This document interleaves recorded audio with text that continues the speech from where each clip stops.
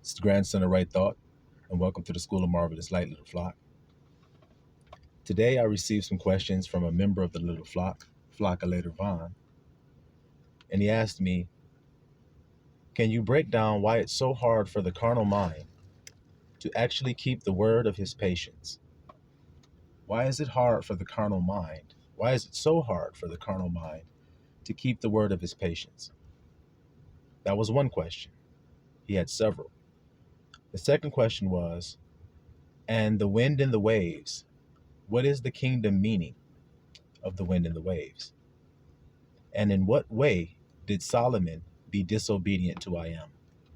These were his three questions. We're going to cover them today here in this message, Little Flock. So hopefully what we cover today will be edifying to the entire body, and all members will benefit from what we cover today in this message. So the first question, why is it so hard for the carnal mind to keep the word of his patience? As we've covered here at the School of Marvelous Light, what is the word of his patience? It is silence in the face of adversity.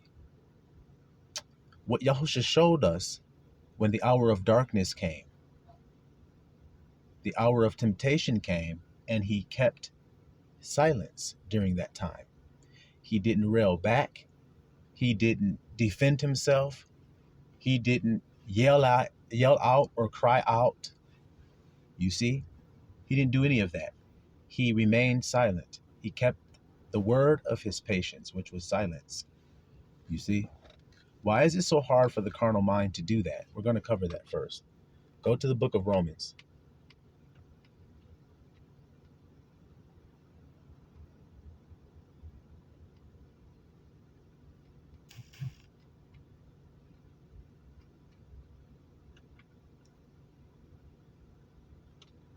Romans chapter 8.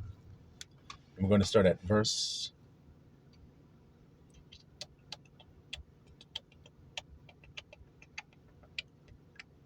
Start at verse 1. Romans chapter 8, verse 1. There is therefore now no condemnation to them which are in Christ Yahusha, who walk not after the flesh, but after the Spirit. Stop. So do you see, Little Flock, how I'm always telling you guys about two worlds and how you have to decide what world you're from? Aren't I always telling you guys this? Do you see why? Because there are those who walk after the flesh, and then he says, but there are those who walk after the Spirit. So one is blind and one can see. The one who walks after the flesh obviously is the one who is blind, correct? But, verse 2, for the law of the Spirit of life in Christ Yahushua hath made me free from the law of sin and death. So now the two worlds, spirit and flesh. Which one is the law of sin and death? Which one do you think it is? If you don't know, we're going to cover it as we continue to read. For what the law could not do, so there's something the law couldn't do. Interesting, huh? In that it was weak. How so? Through the flesh. So when you try to do the law through the flesh, you become weak. And you can't do. You see that there? Like I was telling you guys on my message yesterday about there's a clear-cut difference the way the thing will be interpreted. Like the brother asked today about the wind and the waves. The carnal mind will interpret that to mean what? Well, we'll get into that too, but let's stick to the subject at hand. So he says, it was weak through the flesh, El sending his own son in the likeness of sinful flesh. In the likeness of what? Sinful flesh. So flesh is sinful. That's what it is. Nobody can change that or do anything about it. Abba made it that way. It's called sin nature. And everybody is born into that nature of sin and death, aren't they? Because they know not the Father. Did you know the Father is love? If you don't know the Father, then of course you don't know that he's love. But Abba is love. So then you coming out of darkness is coming into the knowledge of love and how to be loving, because you're taking your being in vain if you do not take it lovingly. And how many people go through life using their being hatefully, selfishly, greedily, slothfully, ragefully, wrathfully? Many. And y'all know that. So see how it says many go into the wide path of destruction? The flesh, the carnal, and they become weak, and they perish, and they die. And that was happens to somebody when they get sick and are dying? They become weak first, and then they die. See? That's what this is telling you. Continuing. El sending his own son in the likeness of sinful flesh, and for sin condemns sin in the flesh. See it? That the righteousness of the law, the right thinking concerning the law. See, if you're thinking fleshly concerning it, then you're thinking wrong thought. So Abba in his grace sent you the grandson of right thought to help you think right concerning the law. Like what I'm telling you. That's why brothers are asking me, interpret it, grandson. We know, we can understand what it means fleshly, but we want to know what it means from the other side. And if you're on the other side, then you should be able to tell us, right? Well, I am. I'm telling you. And I'm not having to struggle or prepare a whole lot of time between when the question is asked and give the message. You see that there, little flock? Just keeping it real with you. Now, he condemns sin in the flesh, that the righteousness of the law might be fulfilled in us. Isn't that what he said he came to do? So that those who are blind will be given sight. Those who think they see shall become blind. Isn't that what he said he came for? That's what he said. So then we see the righteousness are those who have been given sight. Now they shall fulfill the law just as he did. How did he say he fulfilled it? What fulfills the law? It couldn't be the same thing that God is. The one who implemented the law, the one who gave it, it couldn't be to be like him, huh? It's to make us be like something other than love. Because God is love. So then what do you think he's making us into? If it says his desire is that we all be one. That was Yahushua's prayer.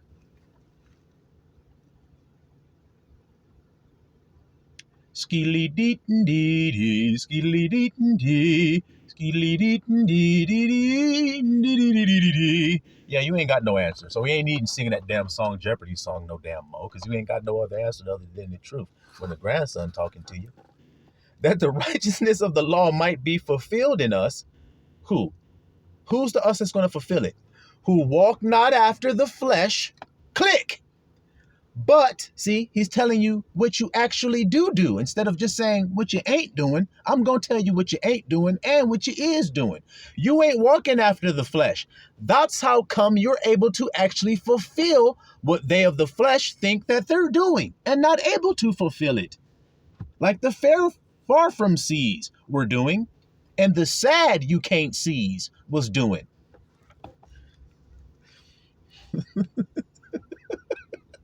Ain't that right, little flock?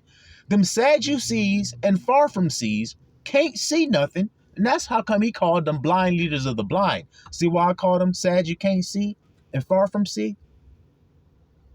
Right then, little flockulators, flocculating on them. They can't understand us no way, so I might as well speak in a way that just can't understand even further. Y'all ain't read the Bible, read what Yahushua said that same thing. Continuing. So, those who walk after the Spirit and not after the flesh, they fulfill the righteousness of the law, the right thinking concerning the law. So since the Spirit is upon me, I'm sent to you to tell you these things, which I'm telling you today. See how it connecting like a Lego, and you know it ain't no fluke, baby. You know it ain't no fluke. It's real deal over here. For they that are after the flesh, see, do mind the things of the flesh. Told you.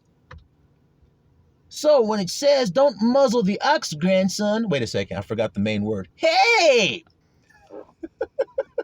Hey! When it says don't muzzle the ox, grandson, take that muzzle off of that damn ox. I don't have an ox. I don't have an ox that plows anything that has no muzzle or treads no corn neither. Well, God still wants us to fulfill that law. Does God careth for oxen? Do we? Well, yeah, I don't know. Well, maybe you need to read your Bible so that you can know. Let's see here real quick. We getting a little side little note right quick real here. Real quick real here. real quick here. Hold on, y'all.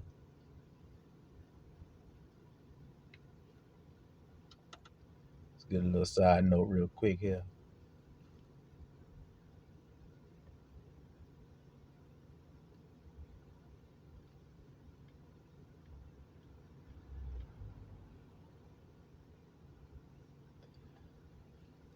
First Corinthians chapter 9. Let's see where I want to start here.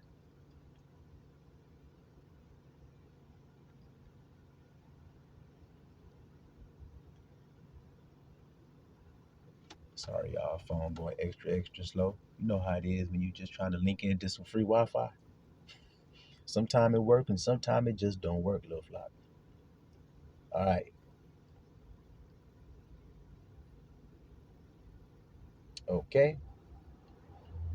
Watch this here. First Corinthians chapter 9. We're going to go to verse 6.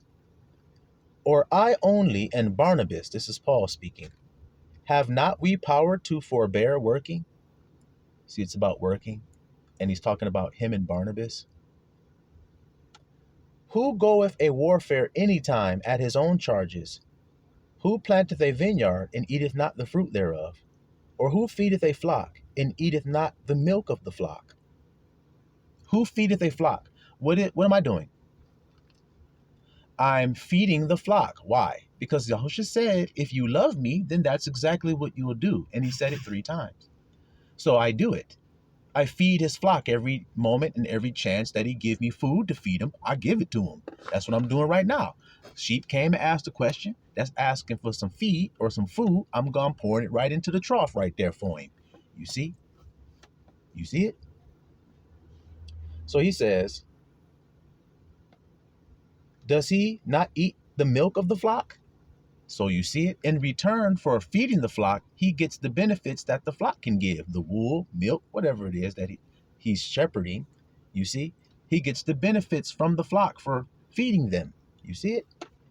Now let's see. If he doesn't get any benefit from the flock he feeds, then they're doing what to him? Before I read further, I'll let you guys break it on down. We were talking about an oxen free. He wasn't free because he had a muzzle up on his shit, and his stomach was growling because he had been working treading corn all day and couldn't eat none of it. So we had to take the muzzle off. Now we talking about somebody feeding the flock, and he eats the milk of the flock. So if he don't get no milk from the flock, even though he's feeding the flock, then they're doing what to him? The flock is muzzling him. See how that go, little flockulators? Now let's continue and make sure that that's the case. Say I these things as a man, or saith not the law the same also? He said, am I just talking? Or does your law also say the same thing that I'm saying? Watch the analogy he's going to use, or let's watch what he points to in the law. For it is written in the law of, who did I say they hoist up, that they trust in? Moses. See there? It is written in the law of Moses, thou shalt not muzzle the mouth of the ox that treadeth out the corn. See that there, little flock? Isn't that written in the law? That's why I use it as my example. It's the same reason Paul used it as his example. See, that's what you do when you're of the Spirit. There's only one Spirit. Only one Spirit's only going to do one thing.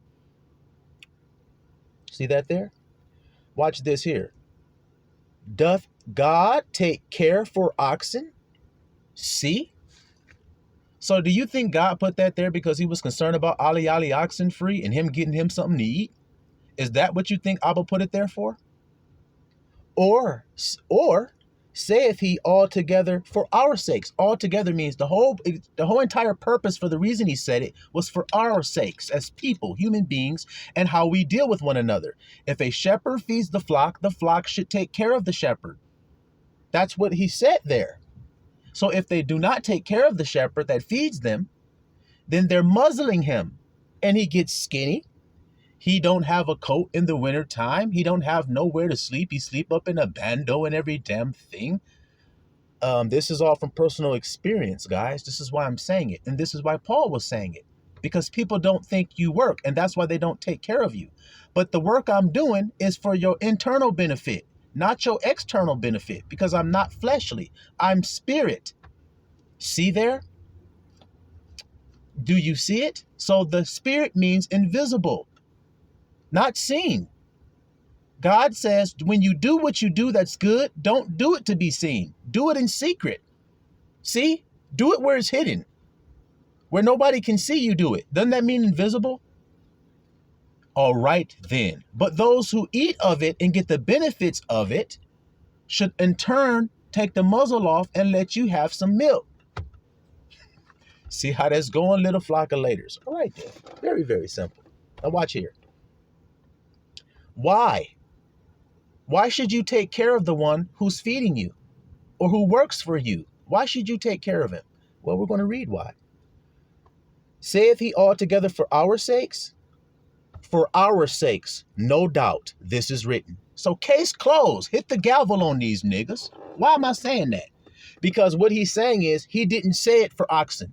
So like I said, the flesh carnal mind that took the oxen and took the muzzle off of his mouth and thought he fulfilled the law. Did he fulfill it? No. Why? Because he sought it by the work of his hands and not by faith, by believing what Abba meant about his brother and not about an oxen. All together. It ain't about no ox at all. So that's why I said you have to do that with the whole entire law. You can't do that with some of it. You got to do it with the whole law if you want to fulfill it. You have to fulfill it by the Spirit, because they who worship the Father worship him in spirit. So if you reach forth your hand to fulfill it with the flesh, you've doomed yourself and you failed and fallen short. Isn't that obvious based on what we're reading here? Isn't it obvious and clear to see? But many there be that go on along believing they can do it by the flesh, by the works of their hands. They believe they can fulfill it. They will not. Because only those who have left the flesh and entered into the spirit can. We just read that. Do I need to read it again? Do I need to read it again? I'll go back to it if I need to. So he says, he said this for our sakes. No doubt this is written, see, that he that ploweth, so the man who's working for you or the one who's feeding the flock, what will he do? He would plow in hope. See? He's going out there like, you're like, come on, let's go tread my corn. The oxen runs out there to tread it happily because he's about to eat some of it. He's about to get a benefit for the work he do. But if you put that muzzle on and said, let's go tread some corn, he's going to be like, I'm just working and working for your benefit, but I'm not getting anything. I'm dying here.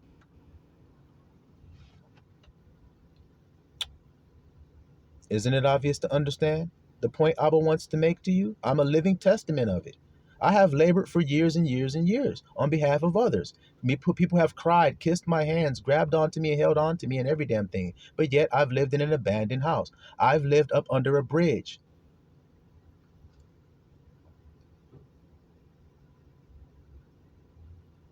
I've been put out in the wintertime out on the street with little baby in tow and every damn thing. All right then, little flock.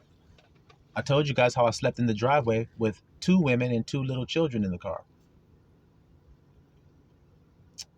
And I was kicked out of the house of the person that I fixed their house for them. Whatever they asked me to do, I did it for them.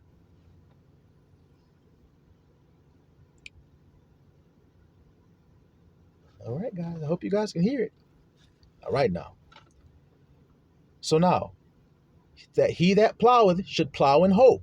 Makes sense? That he that thresheth in hope should be partaker of his hope. See? See it? Easy to be understood.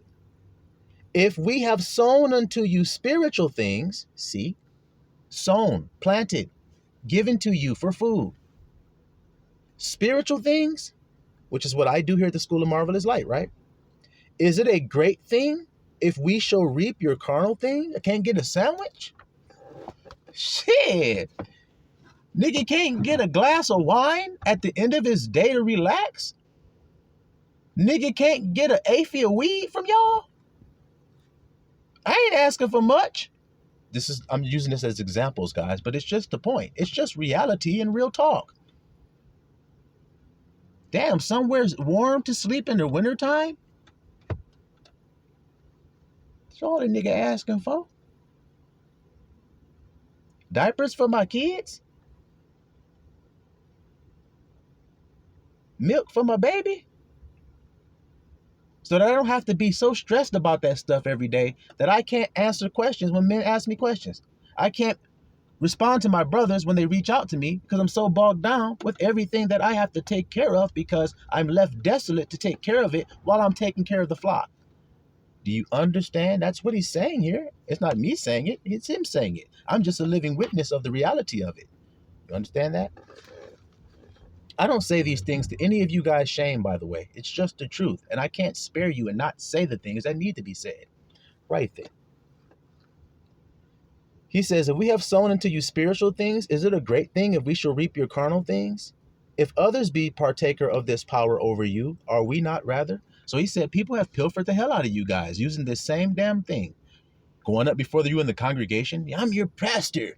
We need a building fund to add on an extra side of this building on the side of the church for a gym to play basketball. It's going to be $100,000. We want it within 6 months, guys. Come on, let's get it done.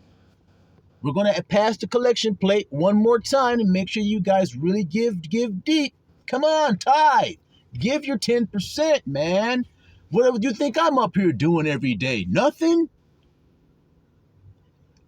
Do I need to start throwing out names? Kenneth Copeland has done this. Creflo Dollar has done this. Fred Price has also done this. Benny Hinn has also done this. Prophet Lovey has also done this. And the list goes on and on and on and on and on and on and on. Told you, Prophet Lovey said, I wear more Gucci, but I do the most giving. How can you say you do the most giving? How can you say that? See the pride and arrogance? I do the most giving, so I have the right to wear all the Gucci I want to wear. Does that sound like a prophet of God? What about John the Baptist? He was a prophet among prophets, the greatest of the prophets. And what does it say about the way he dressed? Gucci?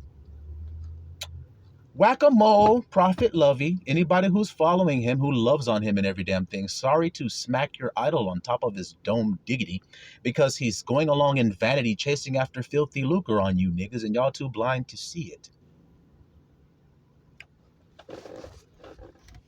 Nigga too concerned with being seen of men. Look at the photo shoots. Look at the stage. Look at the lights of these people. Look at how they do everything they do. They do everything they do to be seen of men. Isn't it obvious and clear to see that, little flockulators? It is if you ask me. Ain't hard to see not one little bit. All right, watch this. Nevertheless, we have not used this power. See? Most of the stuff I've gone through, y'all don't even know I be going through it because I don't just go out there and just be like, hey guys, damn, I'm living in an abandoned house with no electricity in Detroit, Michigan in the dead of the damn winter. Somebody help a nigga. Since I'm not doing that, but yet I'm in the bando doing the video, cracks all in the wall, saying I'm in an abandoned house and every damn thing. You see? But since I'm not using that power over you, but suffer all things. Look at what I'm saying. Living under the bridge, living in the bando and shit, being kicked out on the street, sleeping in the car and every damn thing with a pregnant wife, sleeping in the back of the car, taking a piss behind the dumpster and every damn thing. Just telling you the reality. We suffer all things, lest we should hinder the gospel of Christ. See? We suffer it and we just focus on doing the work, which is feeding the flockulators. We focus on doing that. That's what I have done through all of my trials. You guys have been with me in them. You've seen it. Go through my videos and scroll through the years. You'll see. I have not been in one place for any long period of time. I'm always moving around and then bouncing like I told you guys. Suffering all things. You see it? Right. He says, do you not know that they which minister about holy things live of the things of the temple? So that means that the ministers in the temple, which would be the priest, eat of the proceeds of the gifts of the people, the tithes that the people give. The priests live by that.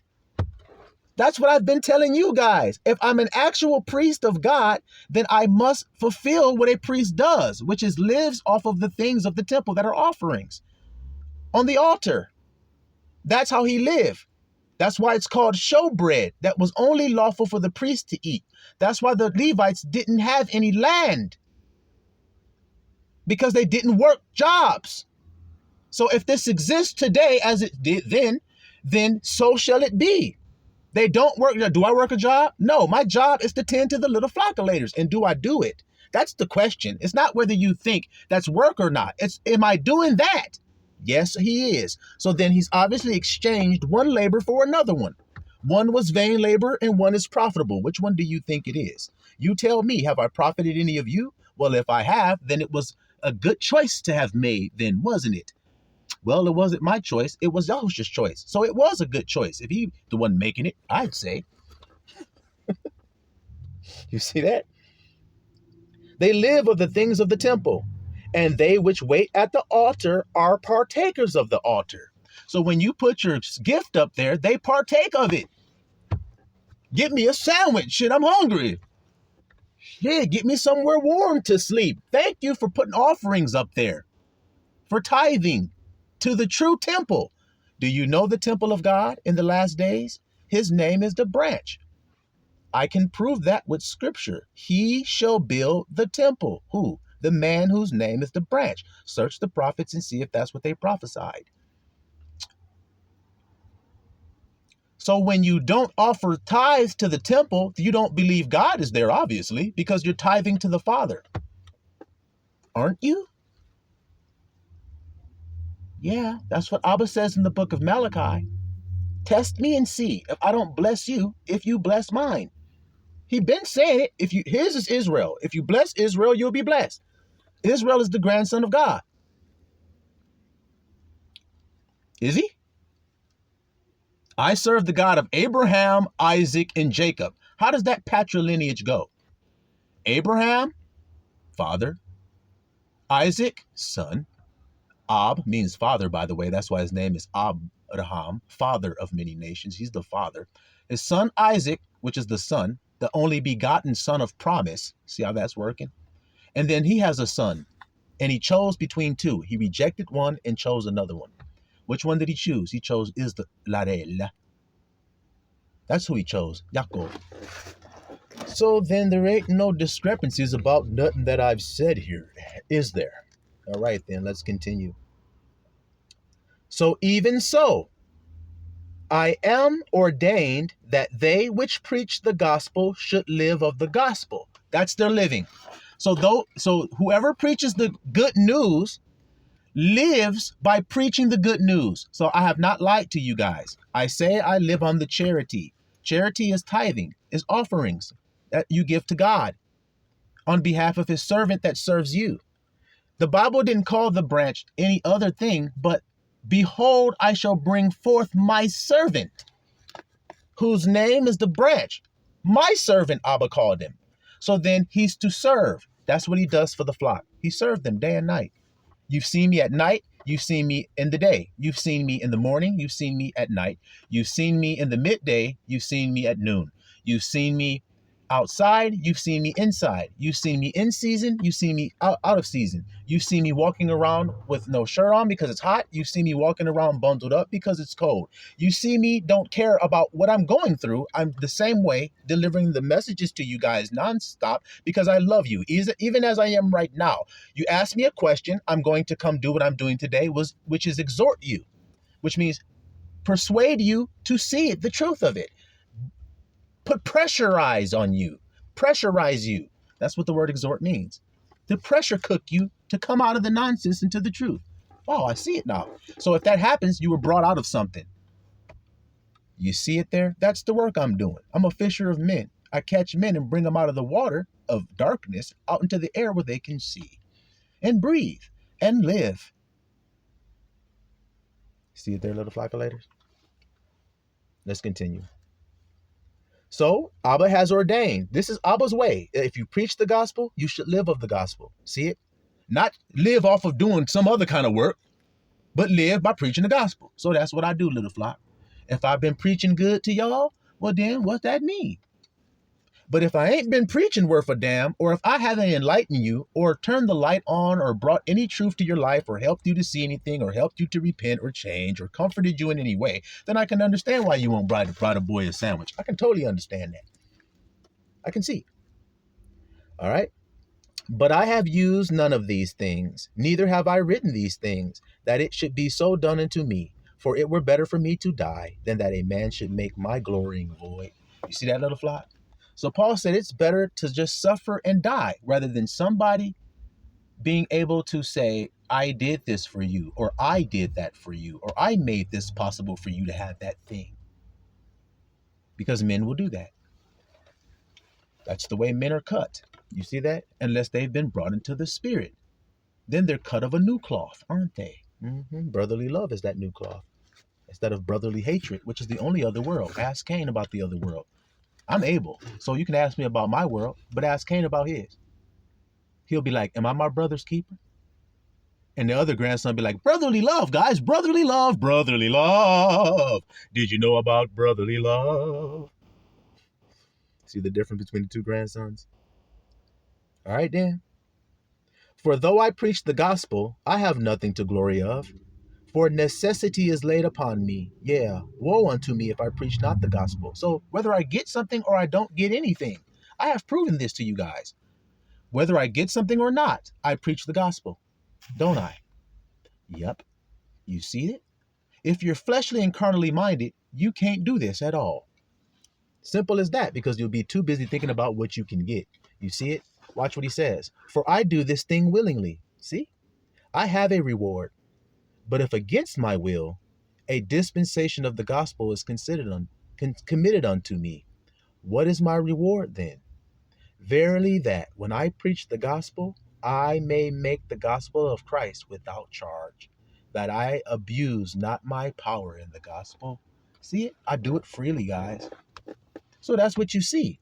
For a long time, I didn't even post any links for you guys to even send any charity.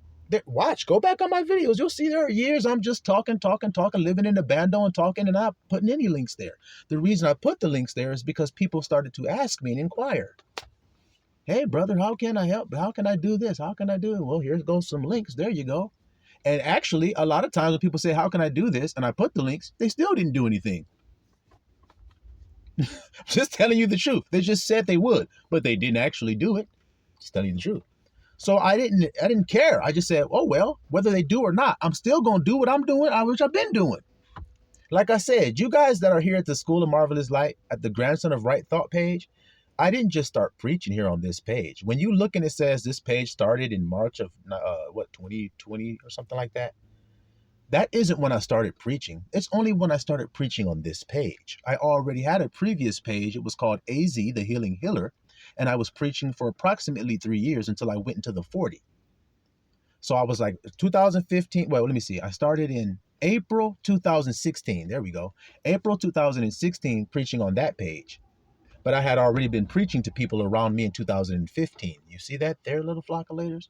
So I started a page because people were saying, hey, man, you need to go and let people hear this, dude. This is amazing what you're saying. Go spread the good news online. Let people see. So I made a page. That was April 2016. Then I went on the 40, see? So I wasn't quite the same as I was previously. So my messages were they were the same message, same thing, but they were very mild and timid and very soft-spoken and everything like this and everything. And I didn't cuss at all, and I didn't speak strong, sharp language at all. But then I went out on that 40, came back strong in the spirit, and didn't give a damn about the flesh no more. What it sound like, what it looked like. I stopped judging on that. You see that there, little flockulators? And so that's what you guys been seeing. It's the after effects. You see? But that don't mean I wasn't already doing this, because I was. But he says, well, we'll go back. That's good on that. That was a side note anyway. We talked about that for a good while, but it was just a side note. But now we're going to go back to where we were. All right? But that was just to make the point that we had to make.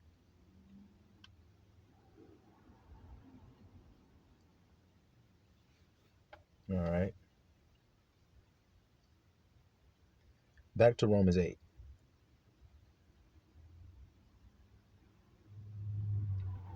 All right. Romans 8, verse 4. That the righteousness of the law might be fulfilled in us who walk not after the flesh, but after the Spirit. That's what we were talking about. See, that it might be fulfilled in us who walk after the Spirit. That's the only way it can be fulfilled.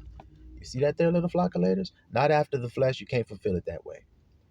Verse 5, for they that are of the flesh do mind the things of the flesh, but they that are after the Spirit, the things of the Spirit. They think about, that's what mind means. They think about fleshly things, so then they can't please the Spirit. But those who are after the Spirit think about spiritual things. You see it? Now watch this. Verse 6, for to be carnally minded, so to think about fleshly things, is death. See it? It seems like you're thinking about living. It seems that you're saving your life by thinking about life. But Christ, if you follow him, should you be thinking about your life? Watch how simple I slice through the jugular vein of these niggas that talking shit. Should you think of your life if you follow Yahusha? See why thinking of it is death? That's why Yahusha keeping you far from it. He said, I come to give you life and life more abundantly. So then he's not going to tell you to think about your life. Did he? What did he say? Take no thought for your life. Click.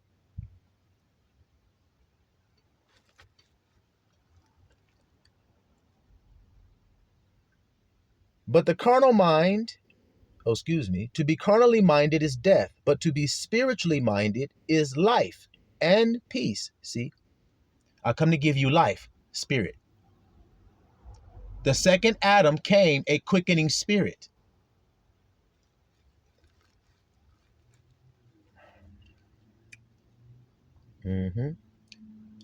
Through Abel, we all live a short, quick life of vanity, like a vapor, and we all die in our vanity. But the second Abel came a quickening spirit, like it is today, because I'm following after him in the resurrection. Who? My father. Adam resurrected a new creature. So Abel will resurrect a new creature. And so will the rest of them in tow, in their time, the Bible says. Look how that's going now. Look how that's going now. All right. Continuing. Watch this. Because the carnal mind is enmity against love, God. Enmity. You understand the word enmity? Hatred, variance, strife, beef. You see it? So when you ask the question, how come it's so hard for the flesh mind to keep the word of his patience? Because it hates life and peace.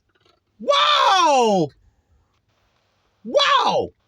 That's why it can't do it. It can't remain peaceful and quiet, which is the word of his patience. It cannot do it.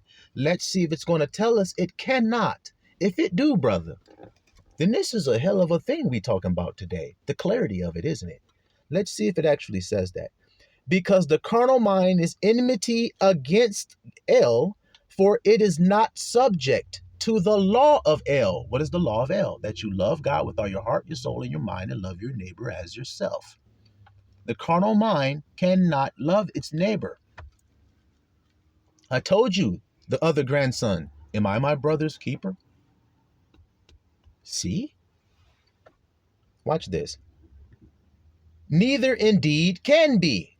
So the carnal mind cannot subject itself to the loving way of acting. It cannot do it. The loving way of being, it cannot do it. It cannot subject itself to what it's being called to do. Remain silent. Be quiet. Don't say anything. Soon as the person tells a lie on you and bears false witness on you, you go, hey! You turn into hey man. Not a man. That's what we're going to call this nigga because he made out of straw. We're going to call that nigga hey man. Hey!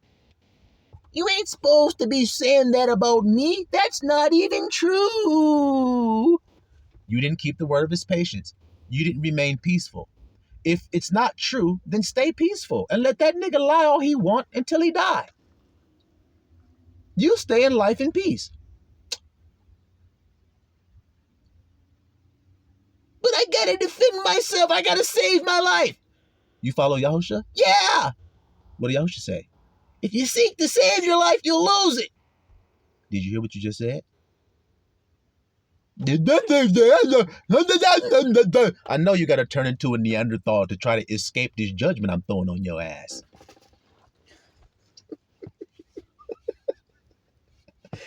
You know how Neanderthals get when they see fire? Oh, no! No! I'm sitting there just lighting my blunt with a lighter. This nigga saw me flick the lighter and went, ah! Amazing! Good question, you did that! Amazing!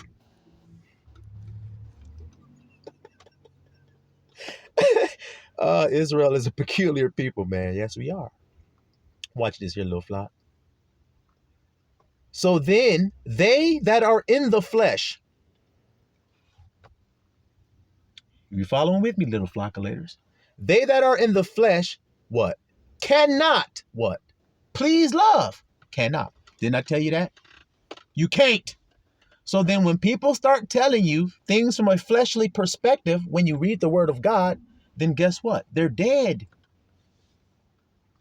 They're dead. So if you eat that information, you're eating dead information. You're eating swine. You're eating crabs. You're eating lobster. If you receive that. Because it's not actually going to give you life to receive that at all. It's actually going to kill you to receive that. What? The flesh breakdown of the scriptures. Take the muzzle off the ox, man. Now you're keeping God's ways and fulfilling it. Stay away from that dead ass nigga. He's a zombie. That nigga is on the night of the living dead or some shit. What are you doing talking to me about an ox when the Bible just told me he didn't write that there for no other oxen free. He wrote it there for you and me. Are you an ox? Oh shit, maybe you are. Maybe you are, you beast of burden. All right, watch this. But you, see how it's a separation about the two worlds like I keep telling you guys?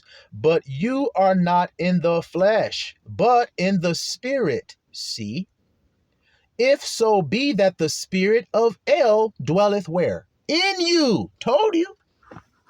So what proves you have the spirit dwelling in you is when someone, like today and yesterday, someone asks you a random question you didn't expect to even hear, and you hear it, and then you hear the response God says, and then you tell them what God said.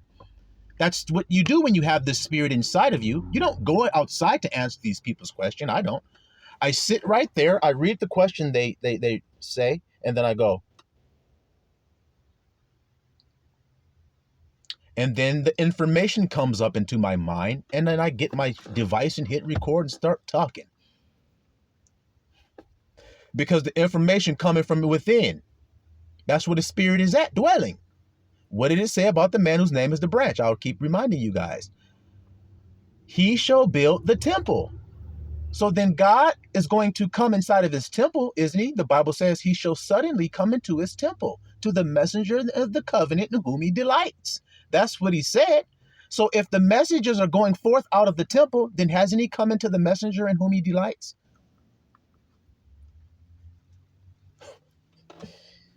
Well, who does he delight in more than his beloved?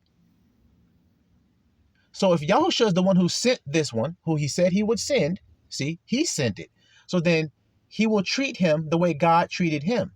He will treat the one he sent just like the way the Father treated him who he sent. Correct? A father and a son. So do you see why he calls me the grandson? The son of the son? His beloved in whom he is well pleased. And then I showed you where the beloved was hidden in the scriptures. The disciple in his bosom, the one in whom he loved. That disciple's name is Yohanan. Yohanan means God is gracious. So he is the grace of God hidden in the bosom of Yahushua, who Yahushua will send. That is the grace of God being sent. Is Yahushua's beloved one.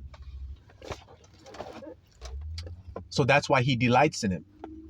And that's why the Spirit of God and the Son dwell in him, making him the grandson. Because that's what Yahushua said would happen if you keep his words, which I have kept. And that's why I hold everybody else to the fire. I don't have to try to keep. I already have kept. So now I'm just looking to see who else is keeping and who is not. Now, who shall stand when he comes? Who? The Spirit. See how that's going, little flock of ladies? Because I'm not going to give you no flesh breakdown of Jack, because it ain't going to do you no good. And if I do say something to you in the flesh, I'm saying it to you so that you can spiritually discern it, while the others who think fleshly will fall by the wayside, believing some dumb crap that they thought they heard. That's like the same thing Yahusha did, isn't it? Yeah, it is. So watch this here. So they who are in the flesh cannot please God. But you are not in the flesh, but in the Spirit, if the Spirit of Abba dwell in you. Now, if any man have not the Spirit of Christ, then he is none of his. See, if you don't have the Spirit, then you're not Christ. Isn't that what the grandson tells you? That's what I'm here to make sure I smack and tag niggas on the head, put stars and birds and whack-a-mole with. And Cinderella launch. That's who I'm exposing. Niggas that say they follow my father. No, you don't. I'm going to do just like my father did when he came. You think you know my father, but you don't. I'm telling the whole world that about Yahusha, and then I'm proving it. Because if you follow him, you do just like I'm doing. But none of you niggas do. So then what does that mean? None of you niggas are following him. Few there be that find it, is what he said, and I believe him. It's very simple if you just take his word for it, not men's word. Right then, continuing. And if Christ be in you, see how he keeps saying that? If he's in you, so it said God, the Spirit of God was in you, and now it says Christ is in you. Ain't that what I just told you? Right then. So if Christ be in you, the body is dead because of sin. Told y'all that. The flesh is done away with now in your mind. You won't think about it no more. You let it do whatever it do because it's dead because of sin. You die to it. You are crucified daily. You die to the flesh and you are alive in the spirit every day, considering spiritual things all day long. You see it? That's what we read. All right. He said, because the spirit is life, because of righteousness, because of thinking right. See? But if the spirit of him that raised up Yahusha from the dead dwelleth in you, he that raised up Christ from the dead shall also quicken your mortal bodies by his spirit that dwelleth in you. That's what happened to me. I was quickened by that self same spirit. See it? Just like it says here. So that's why I don't speak flesh things. I speak spiritual things, and I give you spiritual breakdowns like I'm doing today. And I'm going to continue doing it with the rest of the questions. If we got enough time, I shall do it, Abba willing. But the spirit is life because of righteousness. But if the spirit of him that raised up Yahushua from the dead dwell in you, he that raised up Yahushua from the dead shall quicken your mortal bodies by his spirit that dwelleth where? In you. Therefore, brothers, we are debtors, not to the flesh, see, to live after the flesh. For if you live after the flesh, you shall die. That's simple. If you judge based off of the flesh, you're going to die doing that. You're going to do it wrong. You're going to do everything wrong thinking you're doing everything right. Dead. Remember it said twice dead? Interesting thing, isn't it? Twice dead. Isn't there something called the second death? Yeah, interesting. But if the spirit of him that raised up Yahweh, yeah, we read that. Therefore, brethren, we are debtors not to the flesh to live after the flesh. For if you live after the flesh, you shall die. But if you through the spirit do mortify, die, kill, the deeds of the body, you shall live. See that there? For as the deeds of the body, feeling like you can fulfill what God wants you to do with your body. You can't. So you must mortify that way of living and kill it and stop trying to do it that way and accept the new way. Be transformed and converted out of that old way of doing it. For as many as are led of the spirit of El, they are the sons of El. For you have not received the spirit of bondage again to fear, but you have received the spirit of adoption, whereby we cry, Abba, see, which means Father. The Spirit itself beareth witness with our spirit that we are the children of love, see? And if children, then we're heirs, inheritors, see? Inheritors of love, and joint heirs with Christ. If so be that we suffer with him, see it? That we may also be glorified together. For I reckon that the suffering of this present time are not worthy to be compared with the glory which shall be revealed where? In us. For the earnest expectation of the creature waiteth for the manifestation of the Bnei Elohim, the sons of love. The whole wide world is waiting for us, the sons of love, to rise up and take that power of love and prove that it conquers all. We are a mighty army, and nobody can stand before us. It is written. We shall have the high praises of the Most High in our mouth and a double-edged blade in our hand to execute vengeance. So they're looking for somebody with an actual sword with a cross on his damn front of his armor, like he's from the Crusades, doing some dumb shit by his fleshly mind, when we're spiritual warriors that slay on a spiritual battlefield, killing things that people can't see within their own damn selves. We murk them every day, and we expose the things that are hidden in dark places, because that's the kind of warriors that we are. Are you one of them or not? Are you one of the few and the proud? Few and the humble, I should say. Thank you, Abba. Are you one of the few and the humble? All right. For the creature was made subject to vanity, living a flesh life. See? Not willingly, but by reason of him who hath subjected the same in hope. Because the creature itself also shall be delivered from the bondage of what? The flesh. Corruption. See? The bondage of the flesh body, the flesh mind, making you do flesh shit. The bondage of corruption. So the creature itself shall be delivered. Delivered. Yasha. See? Delivered from the bondage of corruption. You see that? All right. My bad, y'all. My device tripping as usual. Okay, so to answer that first question, before we get into the next question, can you break down why it's so hard for the carnal mind to actually keep the word of his patience? Because the carnal mind is fearful. The carnal mind is doubtful. The carnal mind is faithless. So that is all the things that are required for you to sit still in the midst of a storm. Fearlessness, calm, peace. I'm alive. I'm going to say things that have to do with life, because that's the spiritual mind. So I can't speak things that are death. I'm only going to speak life. I am safe. That's alive. A nigga that's dead can't say he's safe. I only take the Father's name in truth, which is life. I don't take it in vain, which is flesh and death. I'm scared. I'm nervous. I'm fearful. Well, the fearful shall not enter into the spirit. Is it not written? They shall not enter into the kingdom. The fearful and unbelieving. See how it just keeps going, little flock? See how it just keeps going? So that's why it's so hard for the carnal mind to keep the word of his patience. You see? Next question. The wind and the waves. What is the kingdom meaning? Well, in order to understand the wind and the waves, because there's one place where in the New Testament I always reference, where Yahushua was on some water, right? And the wind and the waves had kicked up, right?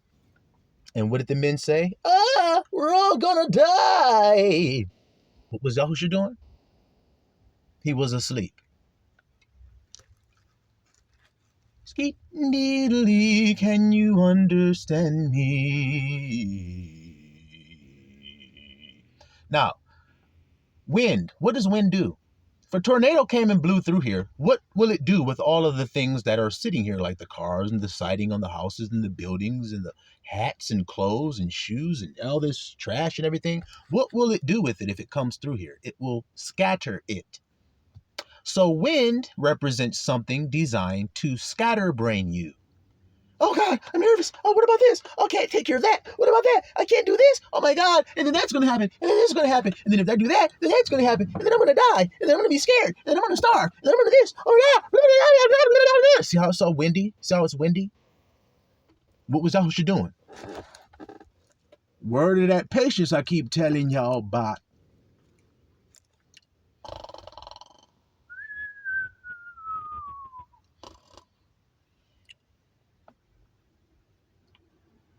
You said something about y'all gonna die. I know, because you carnally minded. That's why. It ain't got nothing to do with this damn storm as to why you gonna die. Didn't we just read that in the Bible? If you live after the flesh, you shall die. So your flesh is telling you what? That you should be scared because what? This wind. What is God telling you? What does the Spirit tell you? Peace, be still. That's what he said. So that's what he's telling you. But can you have peace and be still? That the grandson always tells you, that's Israel's power, is to stand still and see the salvation of I am. How come the Spirit is always telling his people to stand still if they're supposed to get scared and run off and say we're all going to die? because they're carnally minded and they live after the flesh. That's why. And that's why they said, what manner of man is this? What manner of man is it? Spiritual. He's not flesh. But all you've ever seen in your life are flesh men. See, I'm different. I'm different. I'm different. I'm a new thing. I'm a new creature. You see that? I'm a spirit man. I'm a rainbow man. You see that? Wearing a coat of many colors. You see? So now we're going to get the proof on that from the Old Testament, you see? From the grandson of wisdom. Go to the book of Ecclesiastes.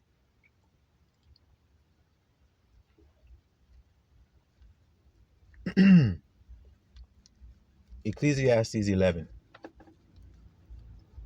verse 1. Oh, excuse me, y'all. I was up real late this morning. I can't say last night. I was up to like 4 o'clock, and I don't know why. 4 a.m. I'm just sitting in the bed, just looking around, talking, looking at video, watching TV.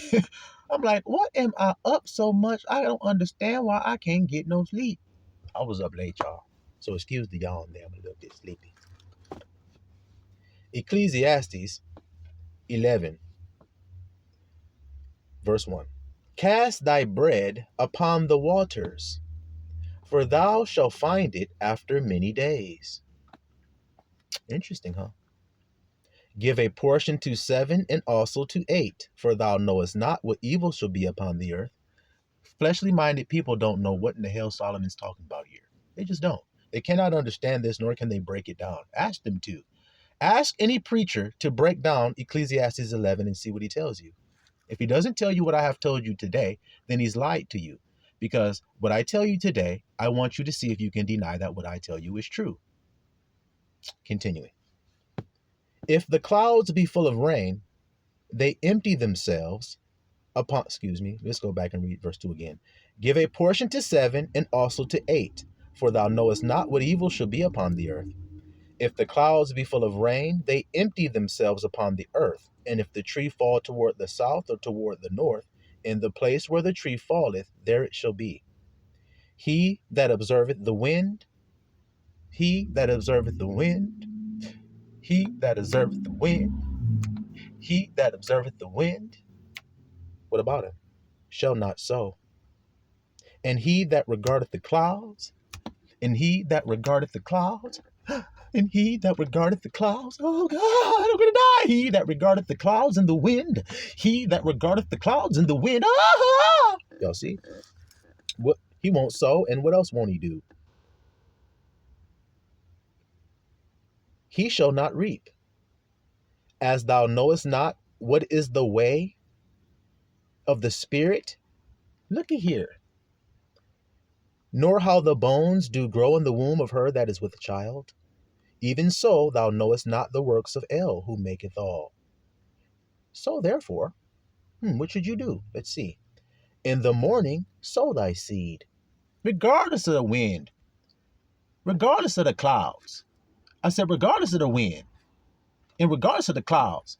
I said, regardless of the wind, and regardless of the clouds, regardless, you see?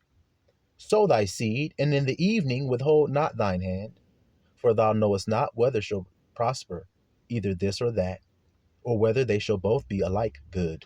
Stop. What that mean? Ask your pastor. Ask your so-called preacher what 1 through 6 means in Ecclesiastes chapter 11. Because now we're about to break it down. Okay? Go ahead and call him real quick and ask him. You know how they get started. Well, brother, I need to get my books. I ain't got my books on me right now. I'm in the car driving right now. Yeah, so is the grandson. He in his car too. Yeah, but I got to get to my book so that I can get back to you and make sure I get the right word. I know what it means and everything. I just want to get the book so I can show it to you and get the proof and everything. I'll get back with you and call you back, brother. And make sure you come to church on Sunday and put that building fund payment in there too, brother. We need to get that now. I got to get that building built up now. But I'm going to get back to you on Ecclesiastes when I get me a chance. Nah. While that nigga's getting his books and everything, let's go ahead on and break this down. Now, the brother asked, what is the wind and the waves? In the kingdom language, I told you, it's what makes you fearful and what makes you scatterbrained. We talked about the wind. When it blows through, it scatters everything. That's a sign to show you what happens when the wind blows up here. It scatters your thoughts. So then what do? You regard them, or do you disregard the wind and the waves? The things that make you scatter and make you fear. Like those men on the boat were scattering, running around, it said, and afraid. Skeet needly, can you understand? Because I make that shit clear, so crystal clearly. Don't I? I say so. When I be talking, in the background, I bet you hear a sound going like this. That's the Windex bottle. All right, then. So he says, cast your bread upon the waters in verse 1. Your desire, as the Bible says, make your request known. So cast what you desire upon your waters, which are your feelings and emotions. Calm, serene. That's why they were on the boat on water, because it's about staying calm in your emotional state. When you read about water, that's what you're reading about. Remember the Jordan? The lowest Dead Sea, it takes you down there to a low state of humility and calm and peace and tranquility. Dead. No feelings, no emotions. We die daily. See? Dead Sea. See? You see what I'm trying to say to you, little flock later? So now you cast your bread upon the waters, for you shall find it. So, because you're going to get what you desire. It's that simple. That's why Yahusha wasn't worried about nothing that happens. I'm going to get what I desire. That's the good news that I keep trying to share with you guys, that you can have what you desire despite the circumstance. Ain't that what y'all want in life? Y'all act like y'all say y'all do want that. Y'all will actually say, man, I wish I had a superpower. That is it. There's only one power, and it's love. And if you use the name of the Father lovingly, then you'll have everything your heart desires, because you can't help but have it. You understand that, little flock? Even though you may go through a wind and a wave period. In other words, a situation that looks like you're not going to have it. So when you're going through that, people try to confirm that you're not going to have it by saying, look, man, you're broke. You don't have any money to afford that. You're out there stranded. You don't have anything. You're not going to have any rest. You're not going to have any home for yourself. You're not going to have anywhere warm to stay. Look, you're getting put out on the street right there into the snow. Look, God doesn't love you. Look at this. You're not safe. Look, blaspheme God and die. No, I ain't going to do that. I'm not going to curse God. Are you crazy as hell or what? I am give and I am take away. Blessed be the name of I am. I'm going to keep blessing that name. What you going to do? Blaspheme it? Go right there on the head and die. I ain't. Because I don't judge by the seeing of my eyes, because there's some wind and some waves. He just said, don't regard that shit. Because if you do regard it, you won't even put what you desire out there. So you won't actually get anything back. Is that what we read? Wow. Did your pastor break that down for you? Or did that man sitting that used to live up under that bridge, used to live up in that bando, sitting up in his car right now on the side of the damn corner on some free Wi-Fi? Is he the one telling it to you? Yeah. All right, then. So he says, verse 4, he that observeth the wind shall not sow. See? So the wind is the thoughts that seek to scatter your brain. The vicissitudes of life that seem to pull you down so that you're not focused on what it is you truly desire. For instance, we'll make it very simple and use a simple analogy. If Abba says he got a mansion waiting for you, then you'll rest and waiting for it. You will simply rest until you obtain it. But if you don't think God got no mansion for you, then you're going to only focus on what you're actually living in right then, which may be a shelter, which may be a bando, which may be up under a bridge. See? So you won't rest. You'll be like, you're regarding the wind. I'm under a bridge. God doesn't love me. God didn't give me no mansion. He lied to me. You are faithless and perverse.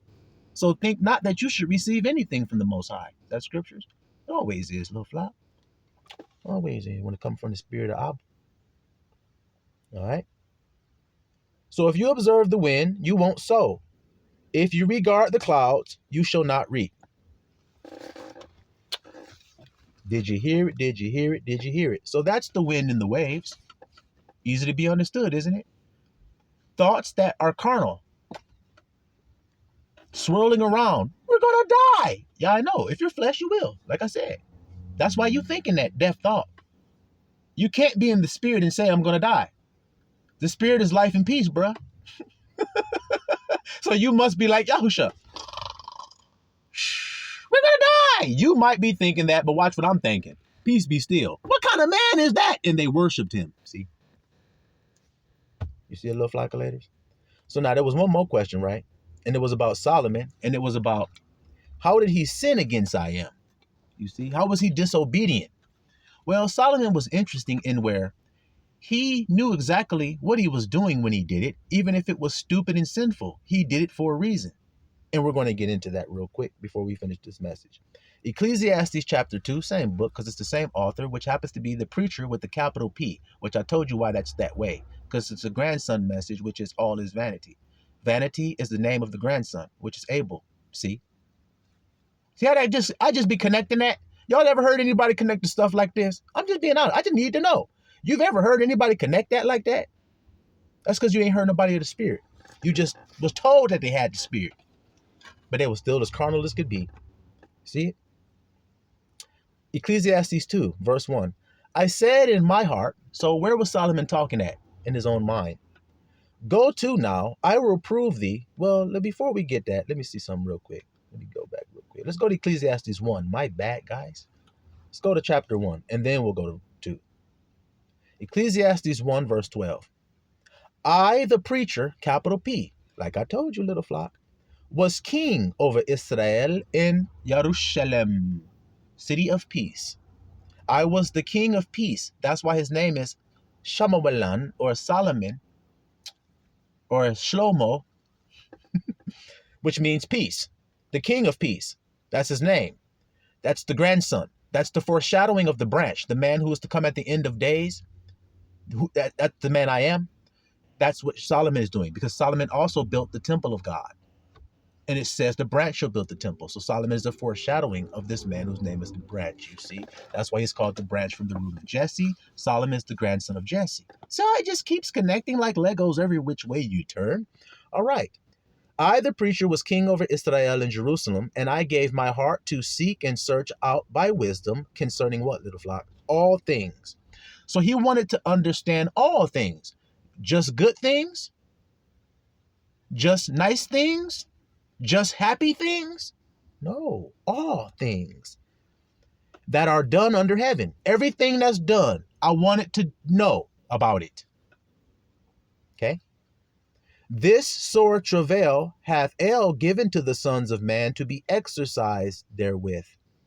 I have seen all the works that are done under the sun. I have seen all the works. See? All. Good, bad, ugly, happy, sad, every damn thing. I done seen it all.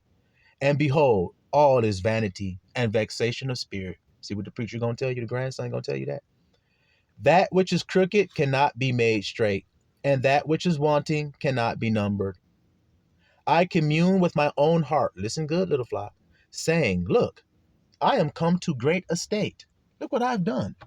This is what all men want to try to feel. Well, he felt it for you so that he could fulfill it, so that he could tell you how vanity it is.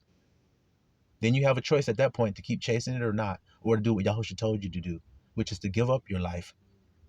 That's what he told you. Watch this. He told you, he said, he who hated his life in this world. That's what he said. Yahusha said that. You must hate your life in this world. Did you hear that? Well, let's see if this is the conclusion the grandson comes to, is that he hates his life. Let's just see.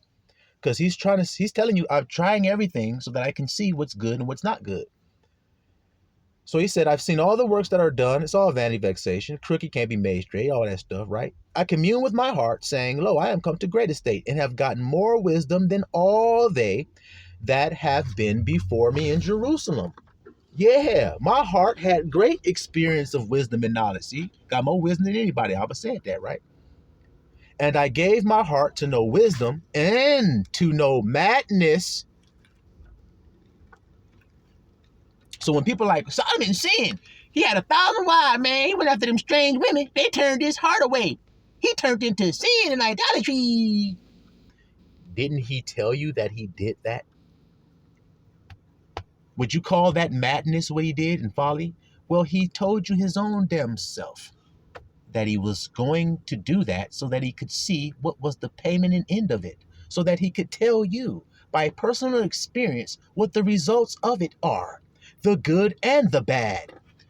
I got rich as hell above every other king before me, the Bible says. He had 606 talents of gold. 606 talents. The most a man, the number that represents getting the more than anybody else. And I proved it to you in scripture. That's the number that represents the ability to acquire riches more than everybody else. And it was written that Solomon did that. So then see, and he's telling you here, I come to a great estate. See, got more wisdom in every damn thing. And I gave my heart to know wisdom and to know madness and folly. So to know both sides. I perceive that this also is vexation of spirit. For in much wisdom is much grief, and he that increases knowledge increases sorrow. You see that? Now Ecclesiastes 2 verse 1. I said in my heart, go to. Now, I will prove thee with mirth. I'm going to just laugh all day and make jokes out of every damn thing and be silly all day. So would you call that folly?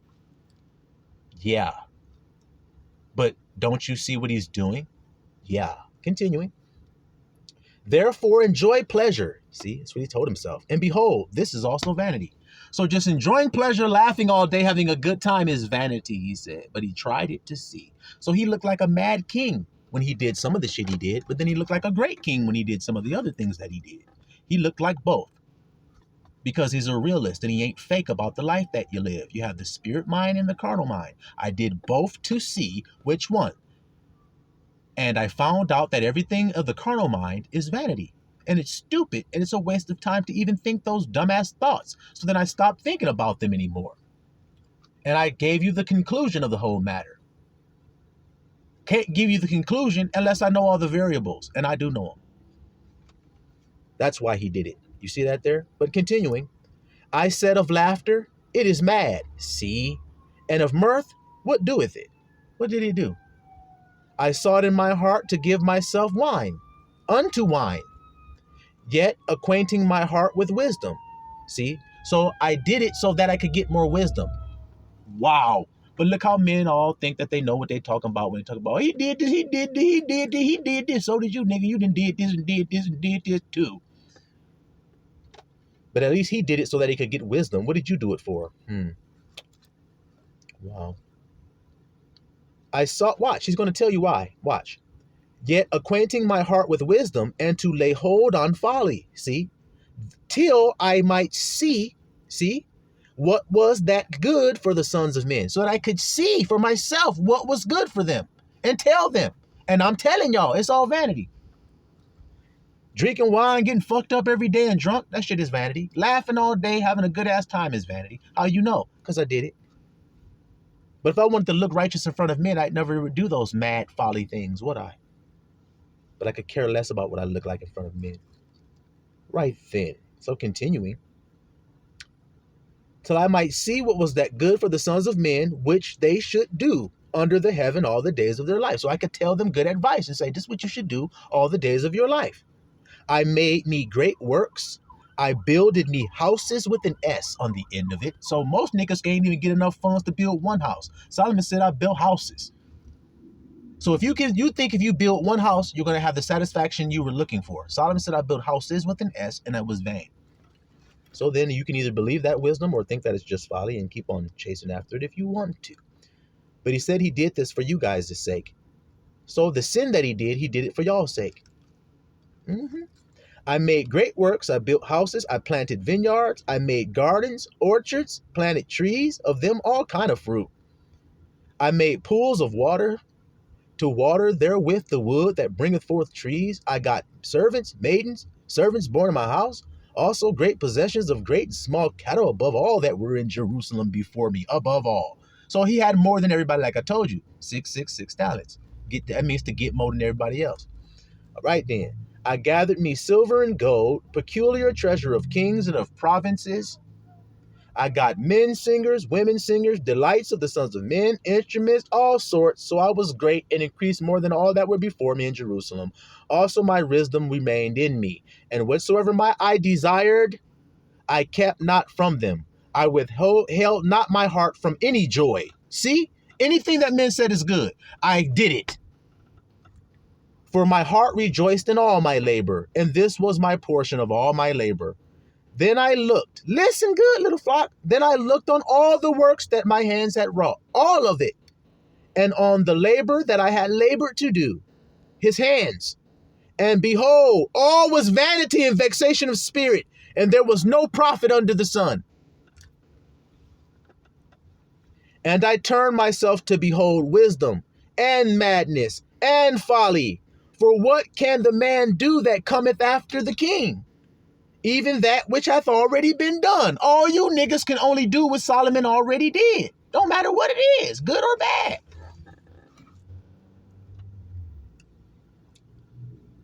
Can you hear that today? Right then? Then I saw that wisdom excelleth folly, as far as light excels darkness. The wise man's eyes are in his head, but the fool walketh in darkness. And I myself perceived also that one event happeneth to them all. Then said I in my heart, as it happeneth to the fool, so it happeneth even to me. And why was I then more wise? Then I said in my heart that this is also as vanity. For there is no remembrance of the wise, more than of the fool, forever. Seeing that which now is in the days to come shall all be forgotten. And how dieth the wise man? As the fool, they all die. Therefore, here it comes. Therefore, I what, little flock? Hated life. See, I wasn't screwing with you. Told you. So if you don't feel this way, then you haven't had the wisdom to understand the truth of it. The things done under the sun. So the grandson helped you by saying it's all vanity and waste time, vexation of spirit, and that's why I gave it up. See it? Therefore I hated life. Why? Because the work that is wrought under the sun is grievous unto me, for all is vanity and vexation of spirit. Yeah, I hated all my labor which I had taken. He hated some of it. I hated all my labor which I had taken under the sun, because I should leave it unto the man that shall be after me. And who knoweth whether he shall be a wise man or a fool?